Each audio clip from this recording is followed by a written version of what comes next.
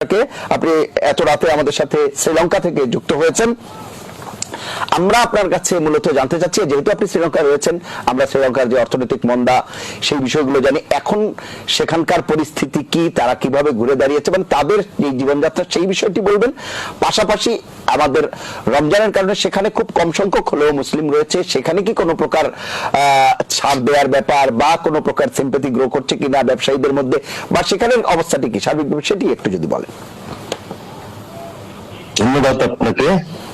ATN Bangla সংলাপ যারা আমাদের এই অনুষ্ঠান দেখছেন, দেশের এবং দেশের বাইরের সকলকে অভিনন্দন ও শুভেচ্ছা, এবং বিজ্ঞ আলোচক যারা আছেন তাদের প্রতি অভিনন্দন শুভেচ্ছা।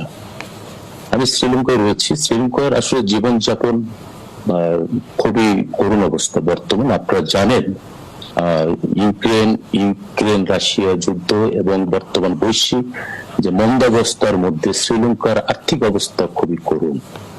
এখানকার মানুষের জীবন মানের অবস্থা অত্যন্ত খারাপ। আমি নিজে এসে যেটি খেয়াল করে দেখছি এবং খোঁজ খবর নিয়ে যেটি জানতে পারছি, তারা আর্থিকভাবে চরম দুরবস্থার মধ্যে তারা দিনাতিপাত করছে। এর মধ্য দিয়েও আপনি যেটি বলেছেন যে রমজানকে কেন্দ্র করে এখানকার মুসলিমদের কি অবস্থা। শ্রীলঙ্কা ওভারঅল মুসলমানদের সংখ্যা খুবই কম, তারপরেও এখানে অন্য ধর্মাবলম্বী যারা আছে তাদের বেশ কয়েকজনের সঙ্গে আজকে আমি আলাপ করেছি।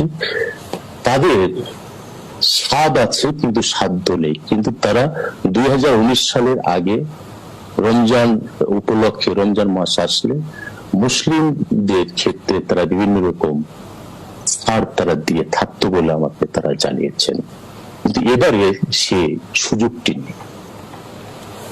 আরেকটি বলেছেন বাংলাদেশে আপনার রমজান পরিস্থিতি, দিকে আলোচকরা যে আলোচনা করছেন অত্যন্ত গুরুত্বপূর্ণ আলোচনা করছেন, কিন্তু আমার কাছে যেটি মনে হয় যে আমরা আসলে বিশেষ বিশেষ দিবস, বিশেষ বিশেষ দিনকে ঘিরে মিডিয়া যতটা উত্তাপ ছড়ায়, এটা অন্য কোনো ক্ষেত্রে কিন্তু হয় না। আপনার 365 দিন কিন্তু বাজার পরিস্থিতি নিয়ে টেলিভিশনে কিন্তু রিপোর্ট হয় না। আপনার টিভি চ্যানেলে সাপ্তাহিক বাজার বিশ্লেষণ হয় সপ্তাহে একদিন, অন্যান্য চ্যানেলে হয়তো বা তাই। কিন্তু রমজান যখন আসে বা ঈদ যখন আসে, পুজো যখন আসে, তখন কিন্তু দেখবেন যে 7 দিন 10 দিন 15 দিন আগে থেকে, 1 মাস আগে থেকে মিডিয়া কর্মীরা কিন্তু ওই নিউজ গুলো কভার করার জন্য তৎপর থাকে। কে কার আগে ব্রেকিং নিউজ দিতে পারবে, কোন পণ্যের দাম বাড়ছে। যেমন একজন বিজ্ঞ আলোচক বলে গেলেন যে একজন সাংবাদিক বলেছেন যে রমজানের 2-1 দিনের মধ্যে কাঁচামরিচের দাম বাড়বে। আমরা যে আলোচনা করছি যে বাড়বে, এটাও কিন্তু একটা কিন্তু নেগেটিভ দিক, কিন্তু এটা কিন্তু ইতিবাচক নয়, নেতিবাচক এটা।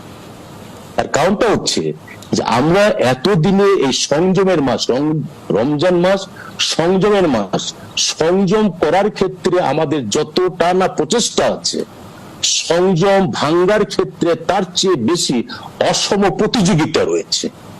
আমি যদি এখন বলি যে আমি যদিও দ্রব্যমূল্য নিয়ে, রমজান নিয়ে, কিন্তু দ্রব্যমূল্যের সঙ্গে সবকিছু রিলেটেড। আপনারা জানেন যে গত 2022 সালের 10ই ডিসেম্বর আগে বাংলাদেশের রাজনৈতিক যে প্রেক্ষাপট তৈরি হয়েছিল, মানুষজন কিন্তু একটা আতঙ্ক ছড়িয়ে পড়েছিল, গুজব ছড়িয়ে পড়েছিল। অনেকেই কিন্তু আগাম চাল ডাল নিত্য প্রয়োজনীয় দ্রব্য কিন্তু কিনে রেখেছিল। কারণ আমি যেখানে অবস্থান করছি, এই শ্রীলঙ্কাকে উদাহরণ দিয়ে বাংলাদেশে সরকার বিরোধী যারা আন্দোলন করছে, সরকারের বিরুদ্ধে যারা প্রোপাগান্ডা ছড়াচ্ছে, তারা কিন্তু সারা বাংলাদেশে এমন ভাবে গুজব ছড়িয়েছিল বাংলাদেশ শ্রীলঙ্কার পথে, অর্থাৎ যার যা সামর্থ্য আছে সামর্থ্য অনুযায়ী তোমরা তোমাদের সবকিছু কিনে রাখো। এটা গুজব কিন্তু তারা সৃষ্টি করেছিল। আমাদের দেশে সংযম চাষাবাদ না হলেও, সংযমের গুরুত্ব না বাড়লেও গুজব চাষাবাদ হচ্ছে, এবং গুজব চাষাবাদ হওয়ার কারণে এবং গুজবের অতি প্রসার ঘটার কারণে আমরা সর্বত্রই কিন্তু, এইখানে সরকার বলেন, ব্যবসায়ী বলেন, আমরা এককভাবে কাউকে দায়ী কিন্তু করতে পারবো না। আমার ব্যবসায়ী ভাই বলে গেলেন আজকে ভোজ্য তেলের বাজার মূল্য গভর্নমেন্ট কর্তৃক নির্ধারিত ছিল 172 টাকা, ওনারা বিক্রয় করেছেন 154 টাকা। কিন্তু কোন রাজনৈতিক দলের নেতারা পজিটিভলি কিন্তু কোনো কথা কিন্তু বলছেন না।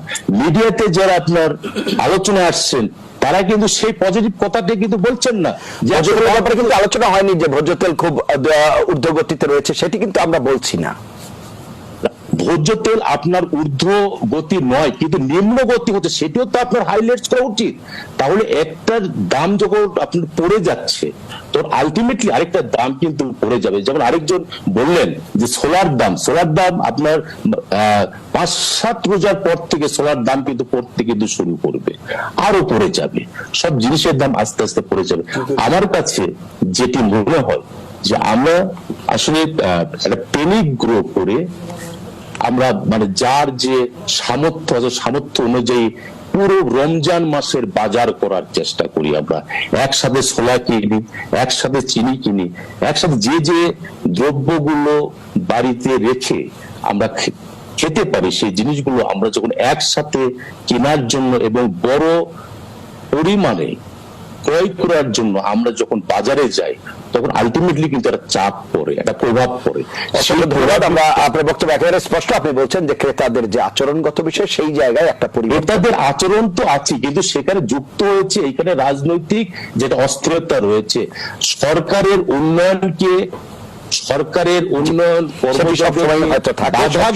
বাধা দেওয়ার জন্য যেটা গোষ্ঠী রয়েছে, সেই গোষ্ঠী কিন্তু অসংখ্য ধন্যবাদ। আমি একটা বিরতি নিয়ে এসে আবার এই আলোচনায় যুক্ত হব। প্রিয় দর্শক, নিটল টাটা এটিএন সংলাপে পর্যায়ে নিচ্ছি বিরতি, থাকুন আমাদের সঙ্গে।